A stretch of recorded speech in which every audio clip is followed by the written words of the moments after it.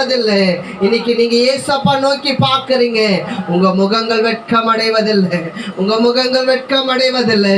உங்க கண்ணீரை ஆண்டவர் துடைத்து கொண்டிருக்கிறார். உங்க கவலைகளை கர்த்தர் அவர் எடுத்து கொண்டிருக்கிறார். உங்க பாரங்களை அவருடைய சமூகத்துல வைக்கிறீங்க, அவர் பாரங்களை எடுத்து உங்களுக்கு இளைப்பாறுதலை கொடுக்கிறார்.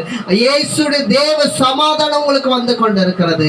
இன்னைக்கு ஒருவேளை நீங்க கண்ணீரோடு இருக்கலாம், இந்த சூழ்நிலை எப்படி மாறும்னு சொல்லி நீங்க காத்திருக்கலாம். ஆண்டவர் சொல்றாரு, உங்க கவலையை மாற்றுகிறார், உங்க துக்கங்களை மாற்றுகிறார், உங்க கண்ணீரை மாற்றுகிறார்.